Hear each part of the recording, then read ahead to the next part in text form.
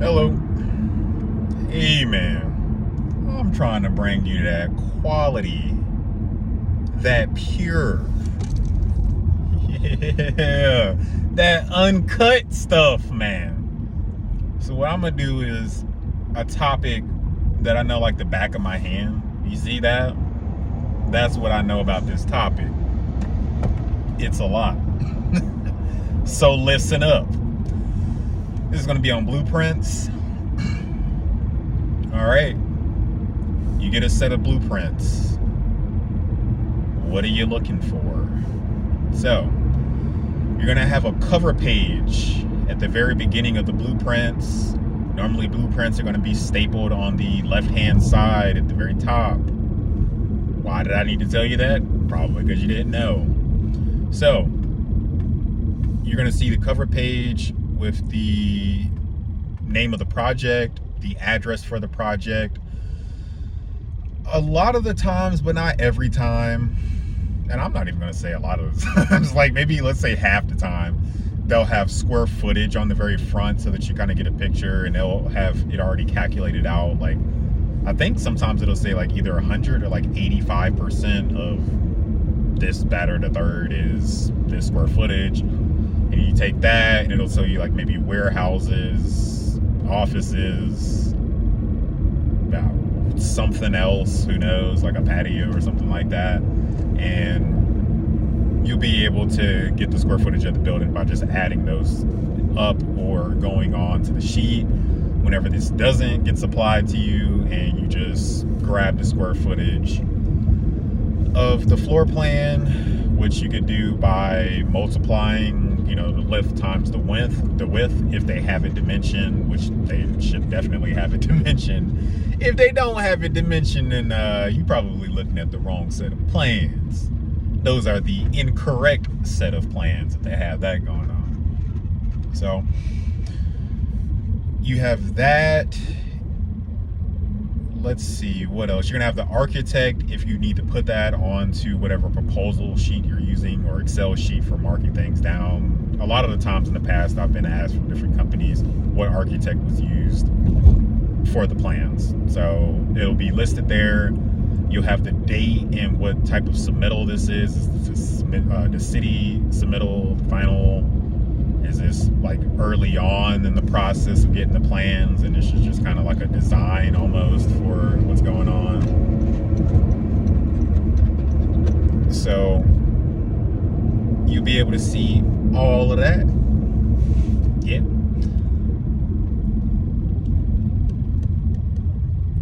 And sometimes it'll have like, let's say, the site team on the plans.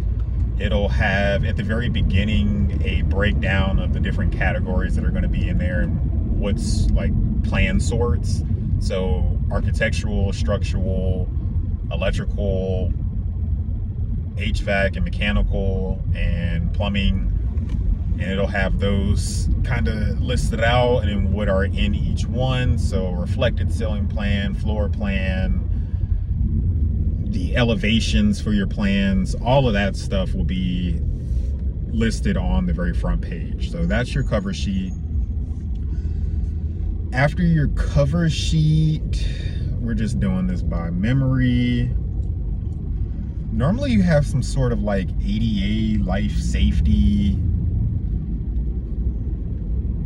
something like that, or maybe like a exiting plan, so where everybody goes in case of some sort of emergency or a fire or something like that. That'll be the next page. I'm not sure how many pages you go. Let's see. Normally it takes a little bit of a while, so they'll do ADA signage, all of that stuff listed out, and then you'll start getting into your architectural plans. So one of the first on the architectural plans should be, and actually you're going to get a site plan before you get to the architecturals, or either the site plan is a part of the architecturals, one of the two. But you'll get a floor plan normally, a reflected ceiling plan. If there's multiple floors, you'll have multiple sheets of floors basically. which makes sense. And you will be able to see the address on the very right hand side of the project. You'll be able to see the architect at the very top still. The date for the plans and whenever they were submitted will be on there. Normally, let's just go with the floor plan, right? So you'll have a scale at the very bottom of the plan, which will tell you how much to scale these whenever you start trying to get materials, measurements, all of that sort of stuff. It'll have like a let's just call it a compass. So north, east, southwest for the plans to let you know what direction you're facing whenever you're looking at the plans, because from a floor plan you're going to be looking from like a, let's call it a God's eye view, where you're looking straight down.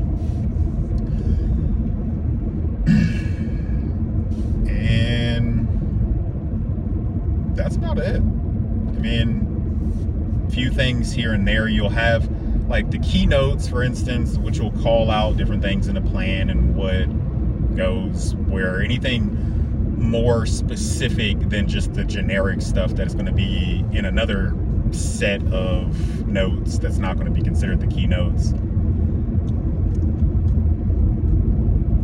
And yeah, that pretty much wraps up the floor plans. I mean, all the same can be pretty much copied and pasted from the last section that I was just describing onto the reflected ceiling plan. The elevations are going to be a little bit more different because, and one of the things that I skimmed over, didn't really get to, was on the floor plans, there are going to be certain places along the walls in the floor plan that are going to have this little slash with a circle on it, and it'll have certain numbers in there, and that's a page number and a certain detail on that page number.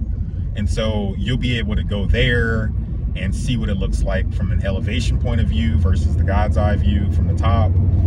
And it'll be the same for the reflected ceiling plans, that you're looking straight up with the reflected ceiling plan, looking at what the ceiling would look like if you were looking straight up. It'll be on the slab plan, which we haven't gotten to concrete yet, but it'll be there as well. But for the elevation plan, whenever you're looking at the building from the side, it'll give you a good feel for what the material is going to be used on the side of the building, how tall things are. You can get a few different perspectives, you know, how the height of windows, the height of doors from the ground. All of that stuff will be a little bit more clear than trying to find it pretty much any other way. From, you know, that's kind of why I wanted to list things that were what you're going to be looking at an elevation plan for, basically.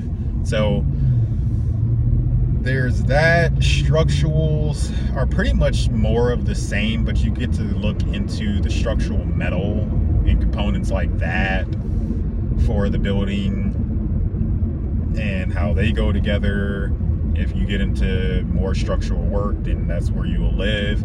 Let's say also B-decking for concrete. So if you're laying a pad for some elevated position, let's say a balcony, for instance, you normally need to put a concrete pad, and under that pad is going to be what we call B-decking, which is what just holds the concrete, and everything else, of course, will be covered by plywood so that it's able to sit to a certain height, of course. So you got that for roofs too, as well, for the tilt up construction. After the structurals, mechanicals, I'm gonna try and stay away from the MEPs for this, just because if you don't really know what blueprints are, I think I need to hold your hand a little bit more than going directly into describing mechanical for you, or electrical or plumbing and how that's set up. I'm pretty sure starting at architectural will be where you would start at, and maybe move along into structural, and then finally get into MEPs. So for this video, that's all, folks.